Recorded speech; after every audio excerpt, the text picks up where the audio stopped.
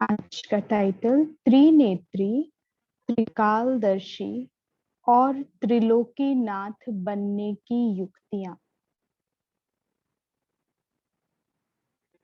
त्रिनेत्री, त्रिकालदर्शी और त्रिलोकीनाथ बनने की युक्तियां। आज बाबा पूछते हैं, किसको देखते हो? बाबा प्रश्न करते हैं, किसको देखते हो? आकार को देखते हो व अव्यक्त को देखते हो? किसको देखते हो? बाबा ने प्रवेश किया तो बाबा ने पूछा बच्चों को, क्या देख रहे हो? आकृति, चित्र देख रहे हो जिसमें प्रवेशता हुई है, या अव्यक्त को देखते हो? अगर अपनी व औरों की आकृति को ना देख अव्यक्त को देखेंगे तो आकर्षण मूर्त बनेंगे। अगर चित्र को देखेंगे, आकृतियों को देखेंगे, तो बाबा कहते हैं आकर्षण होगा। किनका? देह अभिमान आएगा और देह अभिमान खींचेगा। तो बाबा कहते हैं उसको ना देख अव्यक्त को देखेंगे तो खुद के ऊपर क्या आएगा? आकर्षण हो जाएगा, है ना? किसका? क्योंकि अव्यक्त को देख रहे हो, खुद की स्थिति कैसी हो जाएगी? अव्यक्त हो जाएगी। और दूसरों को कौन खींचेगा? ये इसी का आकर्षण होगा। किसका? फरिश्ते की स्थिति का, देही अभिमानी स्थिति का, सतो गुण का, सतो प्रधानता का आकर्षण फिर खींचेगा लोगों को। तो बाबा कहते हैं अगर आकृति को देखते तो आकर्षण मूर्त नहीं बनते हो। अगर आकृति को देखते तो आकर्षण मूर्त नहीं बनते हो। आकर्षण मूर्त बनना है तो आकृति को मत देखो। आकृति के अंदर जो आकर्षण रूप है उसको देखने से ही अपने से और औरों से आकर्षण होगा। तो अब के समय यही अव्यक्त सर्विस रही हुई है। क्या? कि आकृति को नहीं देखना, अव्यक्त को देखना है, अव्यक्त की भासना फिर दूसरों को देनी है। तो बाबा कहते हैं आकर्षण किस चीज का खींचेगा? अव्यक्त का खींचेगा। अव्यक्त में फिर क्या आ जाता है? तो प्रश्न लिखो।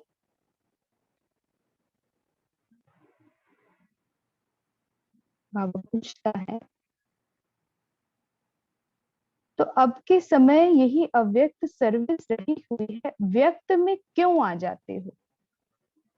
आज ये प्रश्न जो बाबा के हैं इनकी हमें चेकिंग करनी है। आज का होमवर्क है, प्रश्न लिखते जाओ और इसके ऊपर आज चिंतन करेंगे। आत्मचिंतन करना है। अभी सुना ना, आत्मचिंतन से ही आत्म परिवर्तन होगा। तो ये जो रोज बाबा की मुरली चल रही है बहुत विशेष है। ये महावाक्य, इसमें करेक्शन करनी है। जो बाबा प्रश्न बच्चों से पूछ रहे हैं, इसको केवल महावाक्य सुनकर बैठना नहीं है, इसके ऊपर काम करना है।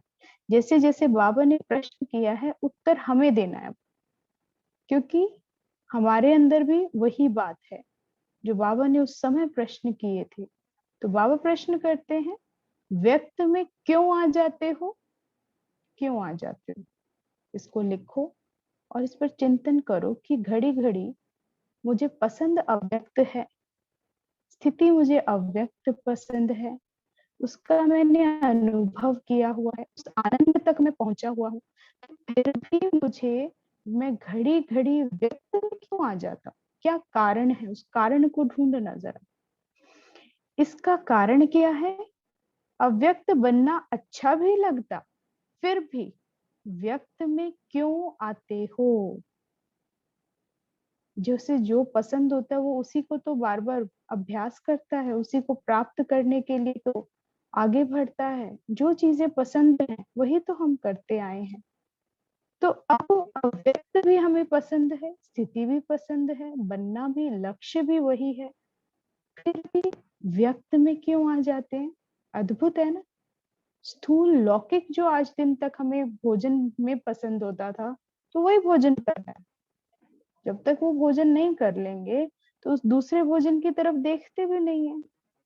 किसी स्थान पर जाना है, 10 लोग कहेंगे वहां जाना है, लेकिन आपके दिलों में नहीं, मुझे तो उसकी विपरीत दिशा पसंद है। तो आप कहाँ जाएंगे? जहां सब कह रहे हैं जो आपको पसंद है, और जाते भी वही हो। फिर संगठन का भी त्याग कर देते हैं। तो बाबा कहते हैं जो पसंद होता है उसी के आगे, उसी के लिए तो जाते हैं, उसी के पीछे तो भागता है मन, और उसी को प्राप्त करना चाहता है। तो जब अव्यक्त स्थिति पसंद है, इसका अनुभव भी हो गया है, इसकी प्राप्ति का भी हमें पता है कि उस स्थिति के बाद प्राप्ति क्या है, प्रारब्ध क्या है, तो फिर भी व्यक्त में आने का कारण क्या है, क्यों आ जाते हैं? ये डीप चेकिंग है, चेक करना।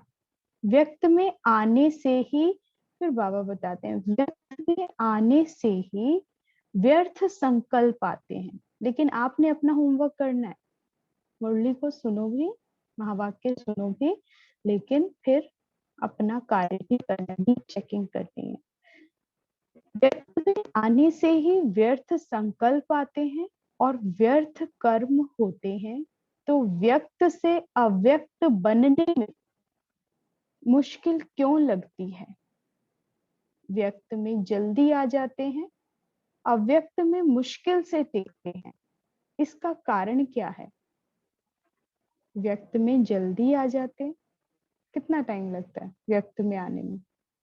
कितना समय भी मौन रहो, लेकिन व्यक्त में आने में टाइम लगता है। कितने, एक दिन 2 दिन रहो, लेकिन व्यक्त होने में समय नहीं लगेगा, क्षण में आ जाओगे। लेकिन अव्यक्त में मुश्किल से टिकते हैं। उसके लिए कितनी साधना करनी पड़ती है, कितनी डीप चेकिंग करनी पड़ती है। सारा दिन नियंत्रण रखना पड़ता है, मन पर, बुद्धि पर पहरा बनाए रखना पड़ता है। फिर कहीं जाके वो अवस्था आती है, या मन खुश होगा, सुखद होगा, आनंद में होगा, तो सहज आ जाएगी। लेकिन समय तो ऐसा नहीं चल रहा ना जो निरंतर सुख दे, आनंद का हो। दुखधाम है, सुखधाम थोड़ी ना है। यहाँ तो घड़ी घड़ी क्या है, परीक्षा है। सुख में आप आते हैं क्षण भंगुर, लेकिन फिर परीक्षा ऐसी आती है जो मौन कर देती है, गंभीर कर देती है, या फिर नंबरवार पुरुषार्थ अनुसार इफेक्ट आता है। तो बाबा कहते हैं अव्यक्त में मुश्किल से टिकते हैं, इसका कारण क्या है, इसकी भी चेकिंग करो। व्यक्त और अव्यक्त का अंतर चेक करना है, दोनों में अंतर क्या है, दोनों के नुकसान फायदे क्या है। फिर उसकी ये चेकिंग करनी है कि व्यक्त में इतनी जल्दी आ जाते हैं, चाहे कितनी दिन मौन रखा हो, और अव्यक्त के लिए कितना समय और कितनी समय टिक पाते हैं, कितनी देर तक अव्यक्त रह पाते हैं। तो बाबा कहते हैं ये चेकिंग करनी है, इसका कारण क्या है, भगवान आज हमसे पूछता है। भूल जाते हैं, किसी ने कहा, बाबा ने कहा भूलते भी क्यों हो? देह अभिमान क्यों आ जाता है? भूलना मतलब देह अभिमान आना। तो बाबा कहते हैं मालूम भी है, जानते भी हो, अनुभव भी किया है। मालूम भी है, जानते भी हो, अनुभव भी किया है कि व्यक्त में और अव्यक्त में अंतर क्या है। अब अंतर होमवर्क है। नुकसान और फायदा क्या है व्यक्त और अव्यक्त में रहने का? दोनों में नुकसान और दोनों का फायदा ढूंढना, पॉइंट्स बनाना, होमवर्क आज करना है, ठीक है? तो बाबा कहते हैं यह भी सब मालूम है। जब तुम याद में बैठते हो तो देह अभिमान से क्या हो जाते हैं? देही अभिमानी हो जाते हैं। तो बाबा कहते हैं कि देह अभिमान से देही अभिमानी में कैसे स्थित हो जाते हो? कैसे स्थित हो जाते हो? याद में बैठे, बाबा को याद किया, सिर्फ मेरा बाबा कहा, स्थिति चेंज। मैं आत्मा कहा, बाबा याद आए और स्थिति चेंज। तो बाबा पूछते हैं कैसे स्थित होते हो, क्या कहते हो जो स्थिति चेंज हो जाती है? बात तो बड़ी सहज है, बात तो बड़ी सहज है। जो आप सबने बताया वो भी पुरुषार्थ का ही है, लेकिन जानते और मानते हुए भी देह अभिमान में आने का कारण यही है जो देह का आकर्षण रहता है। इस आकर्षण से दूर हटने के लिए कोशिश करनी है। कौन बीच में आ जाता है? देह का आकर्षण, देह अभिमान। देह ही तो खींचती है।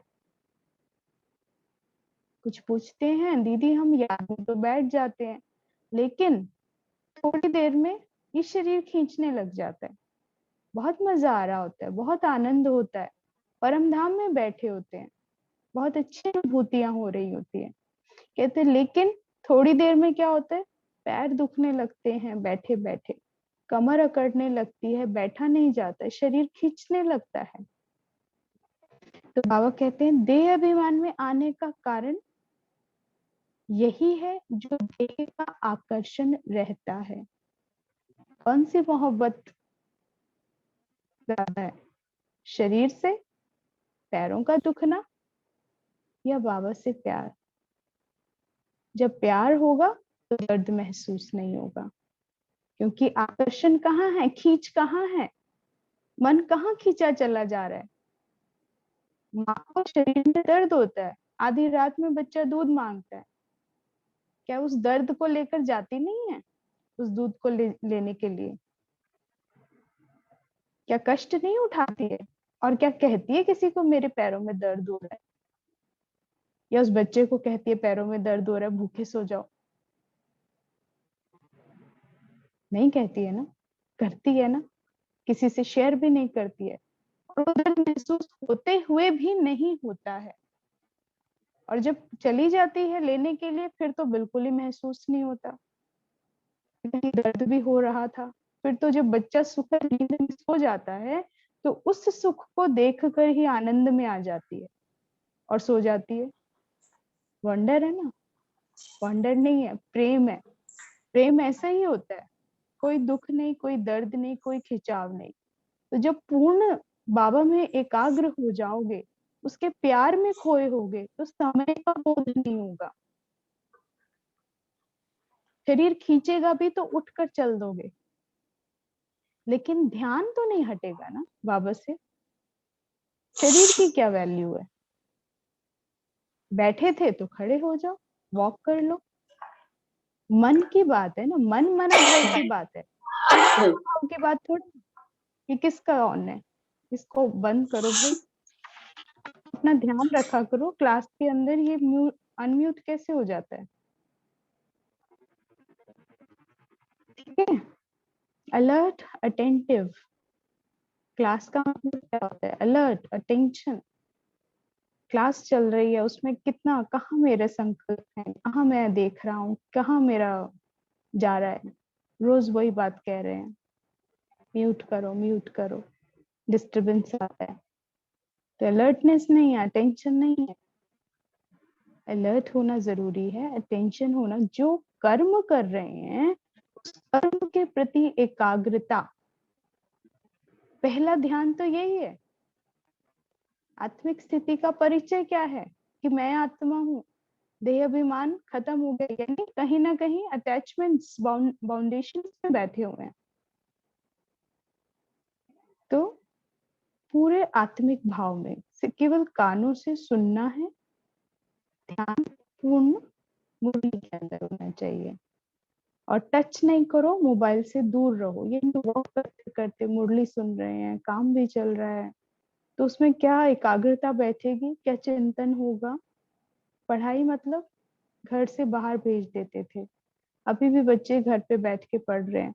तो कैसे पढ़ते हैं? उनको कमरा सेपरेट दे देते हैं, मोबाइल दे देते हैं कि तुम पढ़ाई करो, यानी कुछ और नहीं करना। पढ़ाई अपने आप में सबसे बड़ा अटेंशन है, सबसे बड़ी मेडिटेशन है। यानी जब पढ़ रहे हैं तो पूर्णतः एकाग्र, केवल पढ़ाई पर ही ध्यान, और कोई कर्म नहीं होना चाहिए। फिर उससे क्या होगा, अंदर कोई बात नहीं, ना वो कर्म ठीक होगा और ना पढ़ाई ठीक होगी।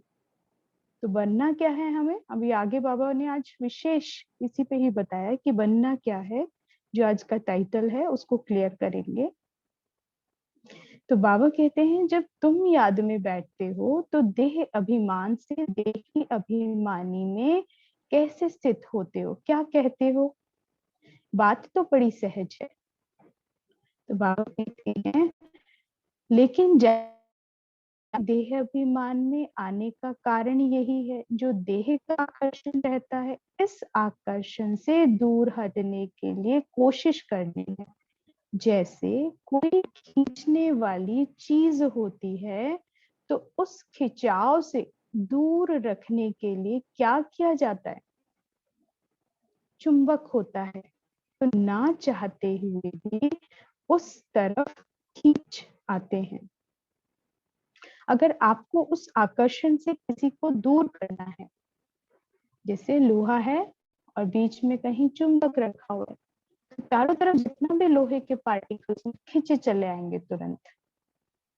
लेकिन बाबा कहते हैं अगर उस आकर्षण को खत्म करना है, यानी देह के आकर्षण की बात चल रही है, बाबा कहते हैं इसको खत्म करना है, तो जैसे उस मैग्नेट और लोहे के बीच में कोई इंसुलेटर, जैसे लकड़ी का कोई चीज रख दो या कोई प्लास्टिक की ऐसी चीज, मतलब बीच में कुछ भी ऐसा रख दो जो बाधक बन जाए और उन्हें उसकी तरफ खींचना पैदा हो, दोनों सेपरेट ही रहे। तो बाबा कहते हैं ऐसे ही कोई चीज ना चाहते हुए भी उसको खींचती है और आप उस चीज से दूर उसे करना है, तो क्या करेंगे, या तो बिल्कुल दूर ले जाएंगे या बीच में ऐसी चीज रखेंगे जो वो आकर्षण ना कर सके, यानी इंसुलेटर जो इफेक्ट नहीं होने देगा। तो बाबा कहते हैं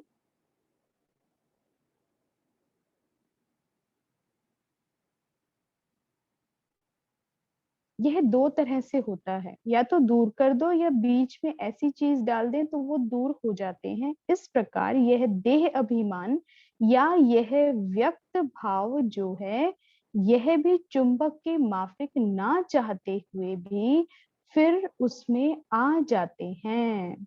बीच में क्या रखेंगे, देह अभिमान को, देह के आकर्षण को खत्म करने के लिए बाबा कहते हैं बीच में क्या रखेंगे,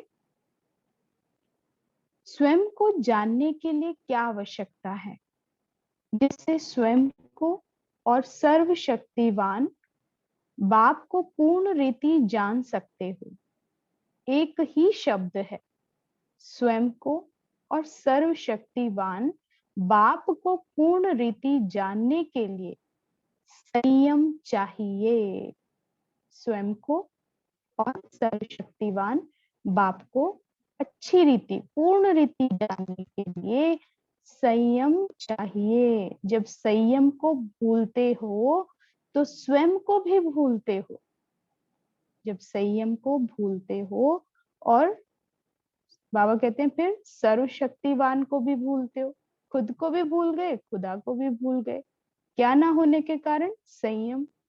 अलबेलेपन का संस्कार भी क्यों आता है, एक और प्रश्न, इसको भी लिखो। अलबेलेपन का संस्कार भी क्यों आता है, क्यों अलबेले हो जाते हो, कोई ना कोई संयम को भूलते हो, कोई ना कोई संयम को भूल जाते हो। तो संयम जो है वो स्वयं को और सर्वशक्तिवान बाप को समीप लाता है। अगर संयम में कमी है तो स्वयं और सर्वशक्तिमान से मिलन में कमी है।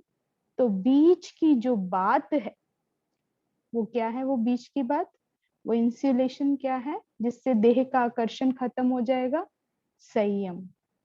तो संयम नहीं छोड़ना है। कोई ना कोई संयम जब छोड़ते हो तो यह याद भी छूट जाती है, क्योंकि जब खुद की ही नहीं पहचान होगी, मैं आत्मा को भूल गए, बाबा नहीं याद आएगा, तो फिर और क्या याद आना है। कुछ भी याद नहीं आएगा। पूरी तरह से उस वक्त क्या होंगे, देह अभिमान में होंगे। और देह अभिमान आते ही हर कर्म कैसा होने लगेगा, विकर्म होने लगेगा। तो बाबा कहते हैं अगर संयम ठीक है तो स्वयं की स्थिति ठीक है, तो सब बातें ठीक है।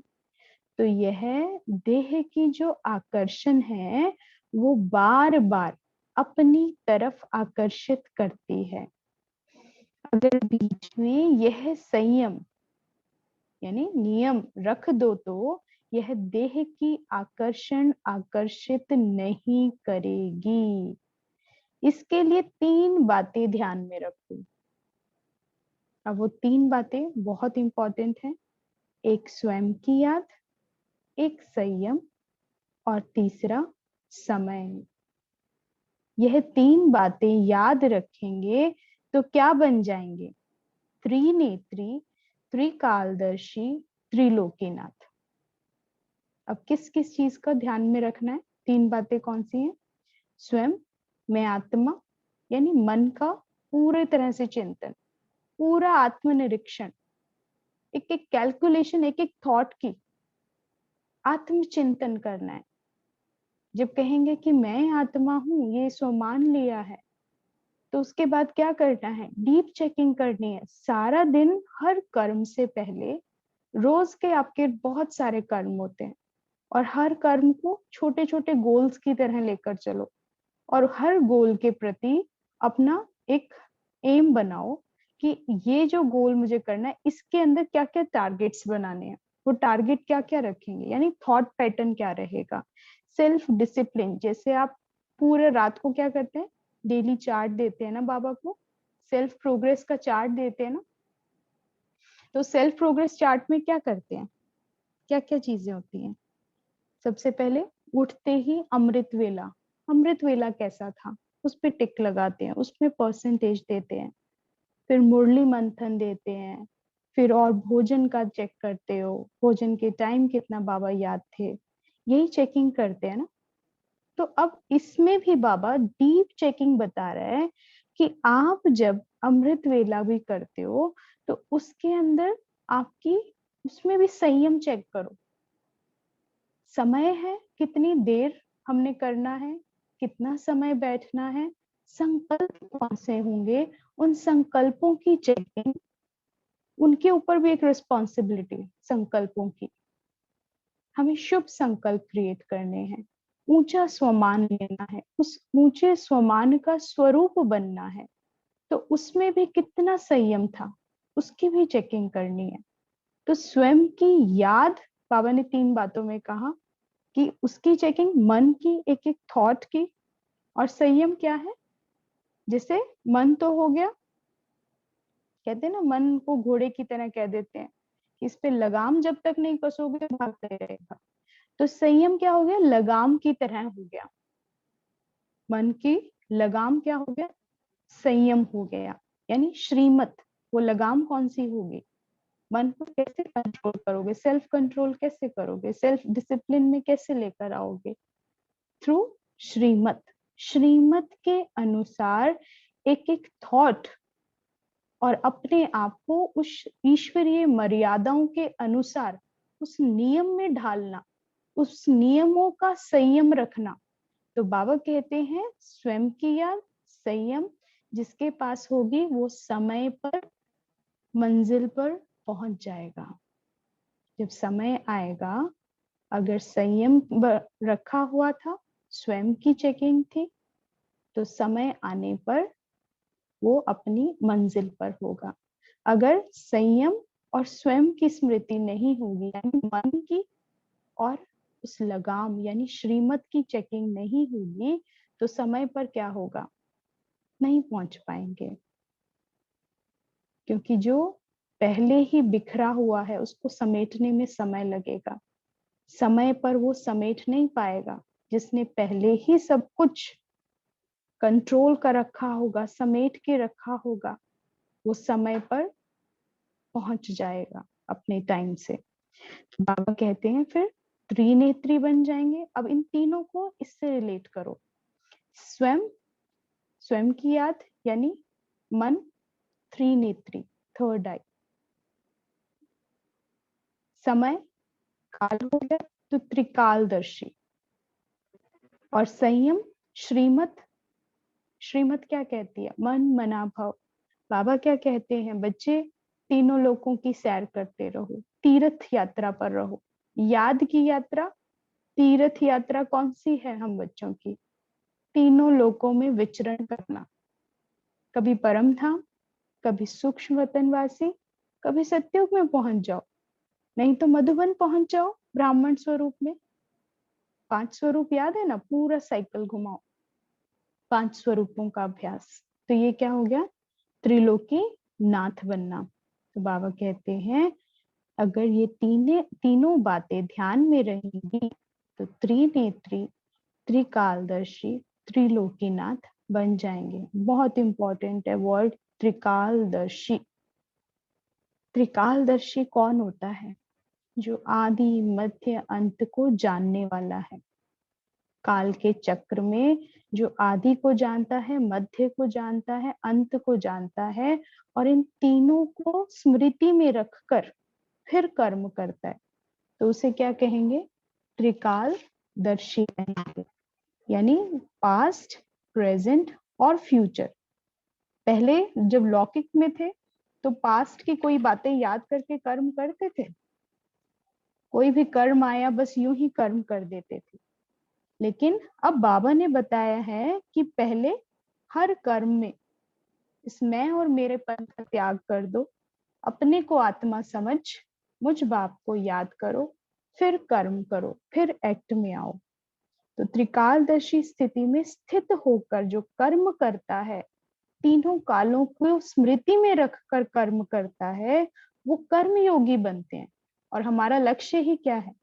कर्म योगी बनना। तो बाबा भी कहते हैं कर्म योगी का अभ्यास त्रिकालदर्शी स्थिति में स्थित होकर करो। सूक्ष्म कर्म और जो श्रेष्ठ कर्म है वो हमें फ्यूचर का बता देता है।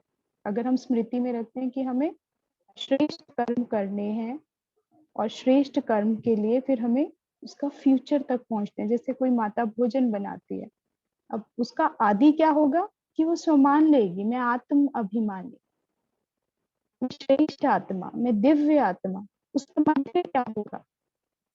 वो प्रेजेंट क्या होगा? जब वो कर रही होगी कर्म तो स्मृति में क्या होगा कि उसी भाव में टिकी हुई है, वही वाइब्रेशन वो भोजन में दे रही है। और उसका अंत क्या होगा? यानी उसका रिजल्ट भी फिर साथ साथ डिक्लेयर, उसकी प्रारब्ध भी क्या होगी? जब वो अंत में भोजन बनेगा तो प्रसाद की तरह ग्रहण किया जाएगा, और सर्व आत्माओं जो भी ग्रहण करेंगी उनका उनके ऊपर क्या असर आएगा?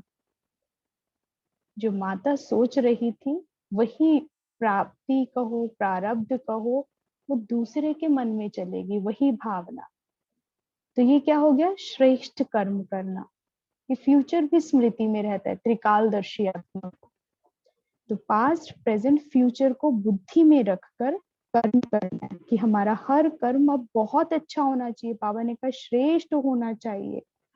दुनिया में लोग व्यवहारिक कर्म तो करते ही हैं, जो दुनिया भर के अपना भौतिक प्राप्तियों के लिए करते हैं, लेकिन समय निकाल के विशेष परमार्थ के लिए कार्य करते हैं कि हमारा सारा दिन का जो किया ये तो स्वार्थवश था, लेकिन कुछ हिस्सा जो है ना परमार्थ में जाना चाहिए, सेवा में जाना चाहिए, जिससे क्या है कि हमारा अगला जन्म सुखद हो, हमें पुण्य कर्मों का खाता मिले। लेकिन कर्म योगी कैसा होता है? उसको व्यवहारिक के साथ साथ परमार्थ जुड़ा होता है। यानी बाबा की याद में रहकर जो कर्म करते हैं उसका भोग ही भगवान को लग जाता है, उस कर्म का। और फिर उस कर्म की प्रारब्ध कैसी होगी? प्रसाद के रूप में होगी, यानी उत्तम होगी, सफलता होगी, विजय का तिलक लगेगा। लेकिन अलबेलेपन में कर्म करना विकर्म बना देगा। जो त्रिकालदर्शी स्थिति में स्थित होकर कर्म नहीं करता तो फिर क्या है? वो अलबेला कर्म हो जाता है, जैसे पहले करते थे मैं और मेरापन में कर लिया। लेकिन कर्म योगी स्थिति जो होती है मस्त कलंदर वाली होती है, मौज कराने वाली होती है, आनंद कराने वाली होती है, कि हर कर्म में वो, बाबा कहते हैं ना, खेल समझकर खेल समझकर करते हैं, एंजॉय करते हैं, वो साक्षी होकर देखते हुए करते हैं, यानी बाबा की याद में निमित्त बन जाते हैं कि भगवान ने मुझे निमित्त बनाया है, करन करावन हार करा रहा है। तो बाबा ने कहा ये 3 बातें जब याद में रखोगे, त्रिनेत्री, त्रिकालदर्शी, त्रिलोकीनाथ बन जाएंगे।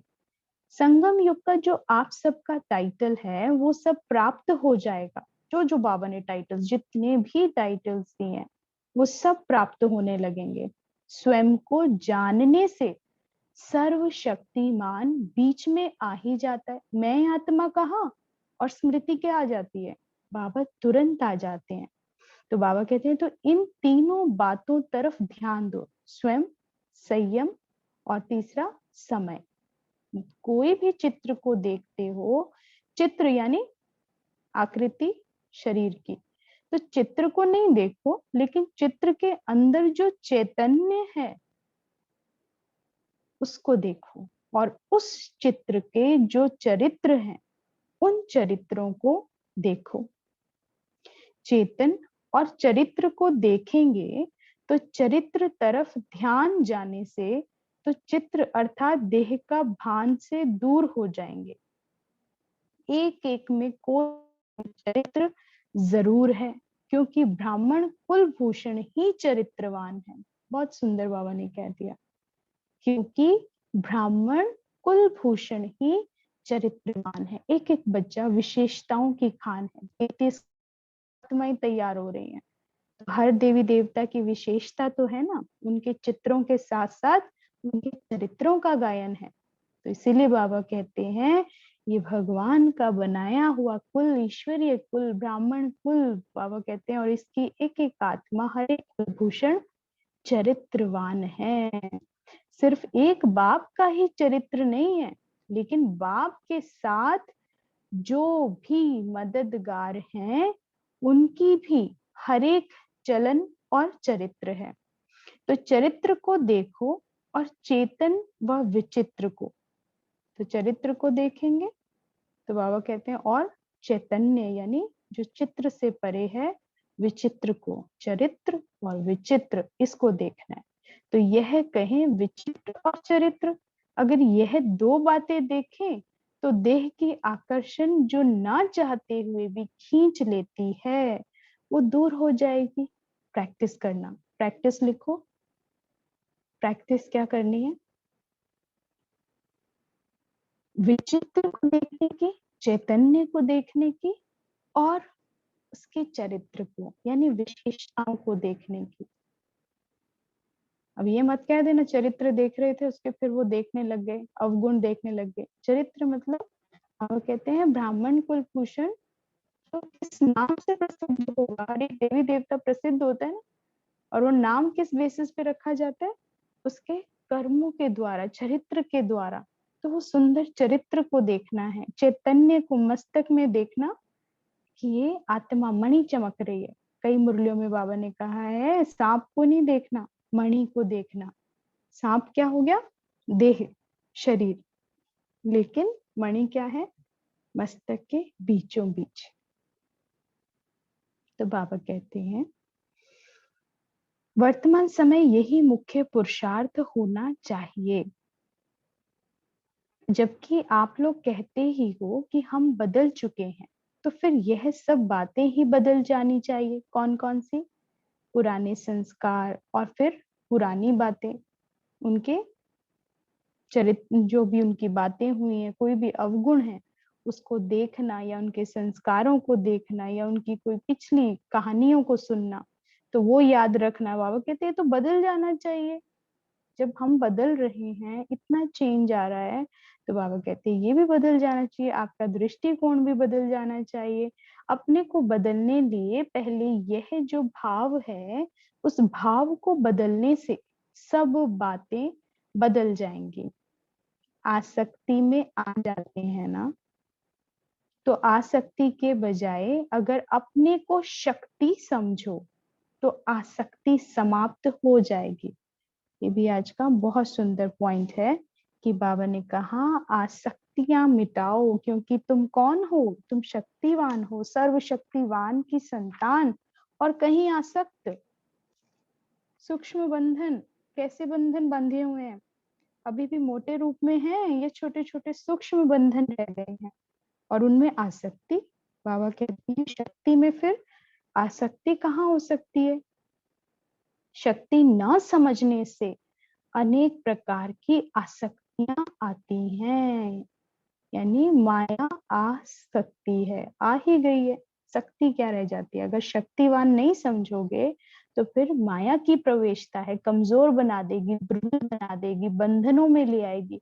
बंधनों में बंधा हुआ व्यक्ति कैसा होगा, कैसा उसका चेहरा होगा? अगर उसे बांध दो कुर्सी से या अनेक चीजों से बांध दो, चारों तरफ से हाथ भी बांध दो, सोच कर देखो, पैर भी बांध दो, पूरी देह उसकी बांध दो, अनेक रस्सियों से बांध दो, कैसा चेहरा होगा उसका? क्या ऐसे हैं हम?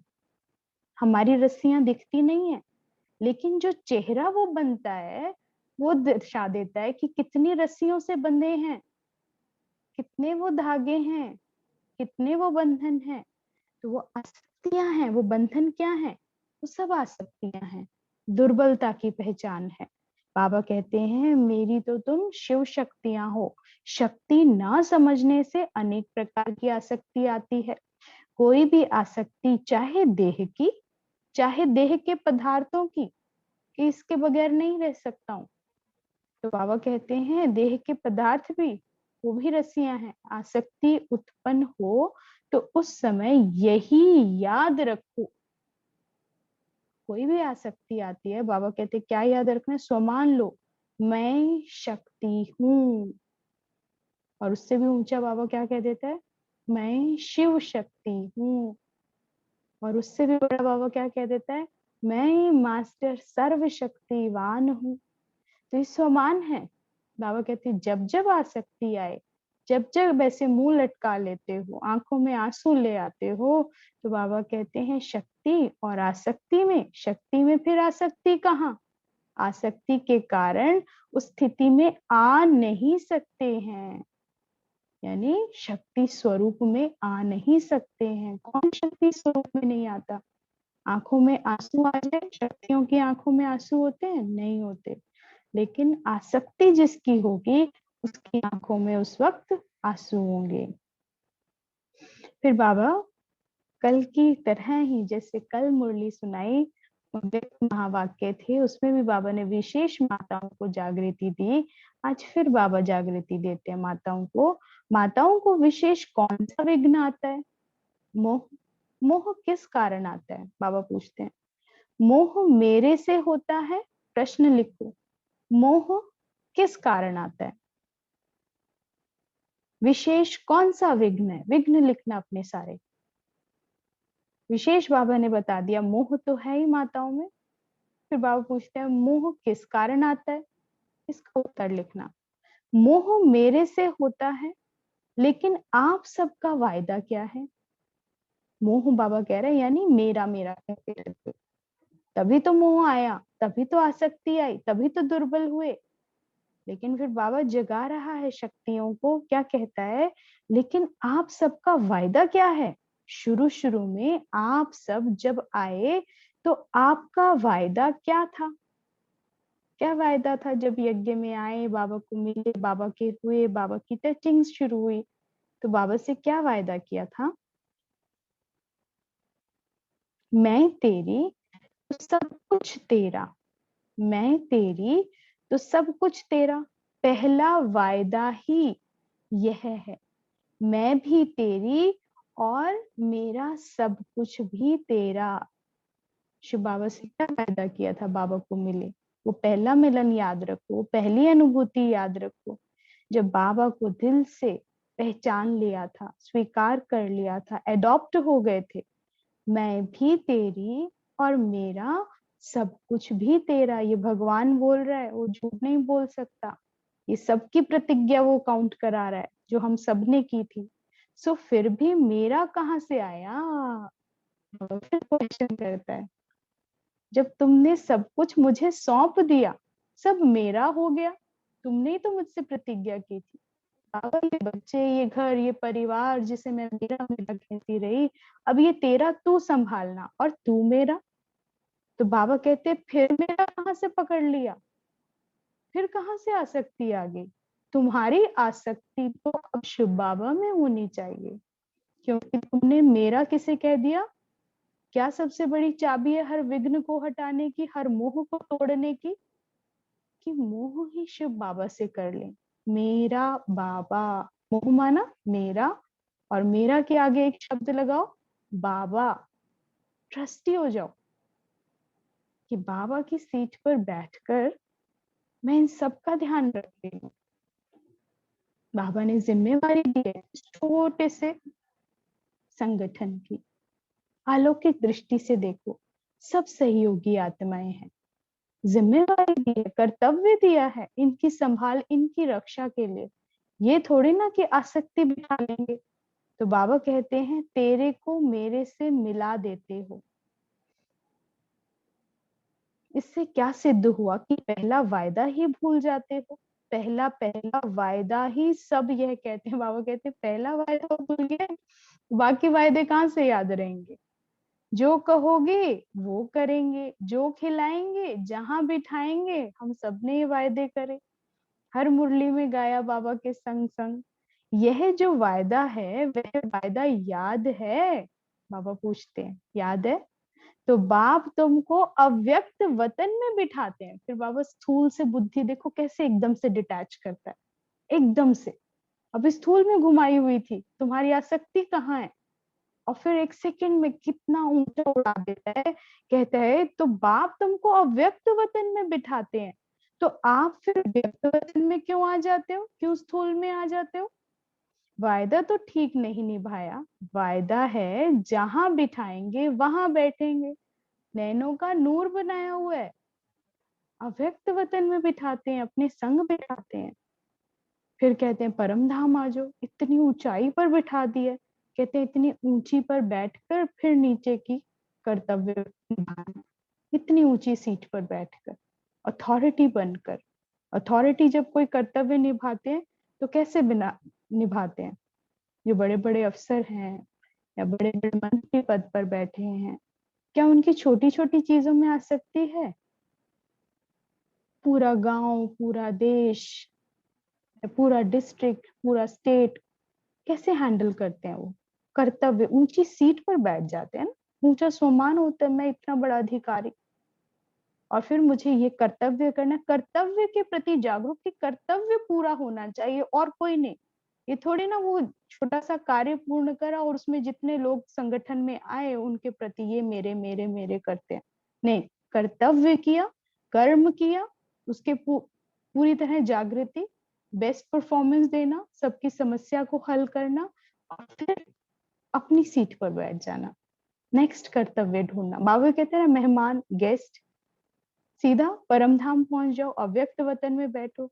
कर्तव्य निभाने के लिए नीचे आओ, कर्तव्य किया, जिसे पति कहा, जिसे बेटा कहा, जिसे बेटी कहा, मेरा कहा, उन सब से कर्तव्य, उसको क्या चाहिए आत्मा को, सुख देने का कर्तव्य, वो सुख दिया, समस्या हल की और वापस आ गए।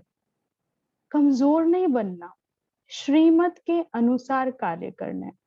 कहीं घबरा भी जाते हैं, डर भी जाते हैं, कहते हैं उन्हें ईश्वरीय कार्य नहीं पसंद है, उन्हें बाबा के कार्य में जाना, बाबा की बात करना नहीं पसंद है।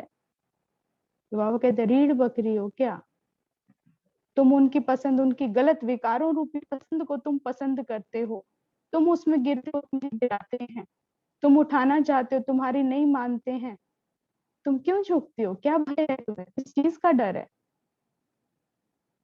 तो बाबा पूछते हैं जब मुझे सौंप दिया तब उनकी संभाल मेरा कर्तव्य है, तुम वो करो जो मैं कहता हूँ, ट्रस्टी बनकर वो सेवाएं करो। सेवा, कर्तव्य निभाओ, गिरना नहीं है, पतन नहीं होने देना, उसके प्रति भी जागृति होनी चाहिए, समझ होनी चाहिए। रीढ़ बकरी थोड़ी ना कहीं बांध दिया खूंटी पर। तो बाबा कहते हैं आजकल का तो जमाना ही नहीं है, आजकल तो स्वीकार ही नहीं करती, ना कन्याएं स्वीकार करती हैं, ना पढ़ी लिखी जो नई नई शादियां होती हैं वो भी नहीं, अपनी इच्छा से चलाती हैं अपने घर को, जबकि गलत भी होती हैं, डिस्रिगार्ड भी कर देती हैं। और तुम भगवान के कर्तव्य के प्रति इतने झुक जाते हो। गिरना नहीं है, पतन नहीं होने देना, पवित्रता का पाठ पक्का करना है। तो बाबा कहते हैं तो आप फिर अव्यक्त वतन में क्यों आ जाते हो? वायदा तो ठीक नहीं निभाया। वायदा था, क्या वायदा था? जहां बिठाएंगे वहां बैठेंगे। बाप ने तो कहा नहीं है कि व्यक्त वतन में बैठो, व्यक्त में होते अव्यक्त में रहो। और इससे भी ऊपर बात आ जाती है, जब आप अव्यक्त स्थिति में निरंतर स्थित रहते हो तो वहां विकारों का पहरा हो नहीं सकता। जब शक्ति बनकर बैठोगे, जब शिव शक्ति बैठेगी, तो फिर कैसे थर थर कांपती हैं आत्माएं। पवित्रता का सामना नहीं है, पवित्र दृष्टि का कोई सामना नहीं कर सकता। इसकी तो अनुभवी होना। पहला पहला पाठ ही भूल जाएंगे तो फिर ट्रेनिंग क्या करेंगे? ट्रेनिंग में पहला पाठ तो पक्का करवाओ। यह याद रखो कि जो वायदा किया है उसको निभा कर दिखाएंगे। जो माताएं ट्रेनिंग में आई हुई हैं, आप सब सरेंडर हो, मतलब बुद्धि से, मन से समर्पित हो। जब सरेंडर हो चुके हो तो फिर मोह कहाँ से आया? जो भट्टी में पहुंच गए, जो रेगुलर स्टूडेंट है, जो बाबा को अच्छे से सुनते हैं, अभ्यास करते हैं, परिवर्तन लाने में लगे हैं, तो बाबा कहते हैं कि फिर मोह कहाँ से आया? ऐसी माताओं के प्रति तो कोई मोह नहीं है। तो जब कोई जलकर खत्म हो जाता है तो फिर उसमें कुछ रहता है? कुछ भी नहीं रह जाता, खाक हो जाता है ना। अगर कुछ है तो इसका मतलब कि तीर लगा है, लेकिन पूरे जले नहीं है, मरे हैं, जले नहीं है। रावण को भी पहले मारते हैं फिर जलाते हैं। तो मरजीवा बने हो परंतु जलकर एकदम खाक बन जाएं तो वो नहीं बने हैं, पूरा नहीं अभी तक ना जले हैं, ना अंदर से मरे हैं। बाबा कहते हैं तो मरजीवा बने हो परंतु जलकर एकदम खाक बन जाए, वो नहीं बने हैं। सरेंडर का अर्थ तो बहुत बड़ा है। मेरा कुछ रहा ही नहीं, मेरा है ही नहीं, मेरा शब्द ही समाप्त, सरेंडर का। अब मोह का कैसे बाबा नष्टो मुहा बना रहा है? सरेंडर हो, ये बुद्धि में रखो। बाबा को समर्पित हूँ मन बुद्धि से। जो समर्पित होता है उसमें मेरा शब्द होता ही नहीं, वो तो आदेश करता है। जिसको समर्पित हो जाता है उसके आदेश पर, उसके निर्देश पर उसके कान टिके होते हैं। जो आदेश आएगा वो कर्तव्य निभाना है बस, और कोई मतलब ही नहीं है, और कोई जिंदगी ही नहीं है। तो बाबा ने कहा सरेंडर हुआ तो तन मन धन सब कुछ अर्पण। तन भी अर्पण, मन भी अर्पण, धन भी अर्पण। और सबसे बड़ा तो क्या है? जो मन जिसका अर्पित हो गया तो तन भी जाएगा वहीं, धन भी वहीं जाएगा। जब मन अर्पण कर दिया तो उस मन में अपने अनुसार संकल्प उठा ही कैसे सकते हैं? है ना वंडर? तन से विकर्म कर ही कैसे सकते हैं? तन के विकर्म पॉसिबल ही नहीं है। जब मन जिसका भगवान में लगा है उसका तन कैसे विकर्म कर देगा? और धन को भी विकल्प अथवा व्यर्थ कार्यों में लगा ही कैसे सकते हो? जो आदेश पे टिका है, हर वक्त संकल्प जिसका श्रीमत से मैच खाता है, जिसको हमेशा टचिंग और कैचिंग होती रहती है भगवान की। ये कर्म करना है तो उससे पहले बाबा के साथ बैठकर बात की जाती है। बाबा, छोटा सा ग्लास पानी भी पीना है, वो भी बाबा के साथ। तो इतनी बड़ी चीजें कैसे घटनाएं घट सकती हैं? इसका मतलब सरेंडर नहीं हुए भगवान को, मन से समर्पित नहीं हुए। और धन को भी विकल्प अथवा व्यर्थ कार्यों में लगा ही कैसे सकते हो? इससे सिद्ध है कि देकर फिर वापस ले लेते हैं। कहने कहने करते कई होते हैं ना, कहीं पर जाएंगे तो बड़ी बड़ी सभा में वादे कर देते हैं, जी मैं इतना दे दूंगा, और फिर उसके बाद कह देते हैं लेकिन देते नहीं है। फिर जब वो पूछने जाएंगे बाद में तो फिर वो बातों को गोल गोल, हाँ जी भिजवाना था, देना था, लेकिन देंगे नहीं। तो बाबा कहते हैं ऐसे ही कुछ बच्चे हैं, बातें कर देते हैं लेकिन फिर पूरी तरह समर्पित नहीं होते हैं। जबकि तन मन धन दे दिया है तो मन में क्या चलाना है वो भी श्रीमत मिलती है, तन से क्या करना है वो भी मत मिलती है, और धन से क्या करना है सो भी मालूम है, धन कहाँ लगाना है। जिनको दिया उनकी मत पर ही तो चलना होगा, जिनको दोगे फिर संबंध क्रिएट हो जाता है। कई बच्चे यज्ञ में इसलिए भी देते हैं, जो नए होते हैं, ज्ञानी होते हैं, कि हमारा कुछ तो कर्म भगवान के साथ जुड़ जाएगा, यहाँ देंगे आज नहीं तो कल उसके हो जाएंगे। तो बाबा कहते हैं जहां दोगे वहां मत तो जुड़ेगी, मन जुड़ जाएगा, वहां से बुद्धि जुड़ जाएगी।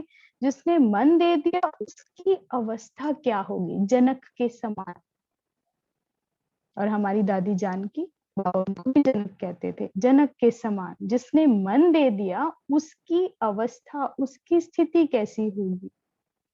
मन मना भव, जिसको दे दिया, अब मन कहाँ जुड़ जाएगा, मत कहाँ जुड़ जाएगी, जिसको दिया उसके साथ।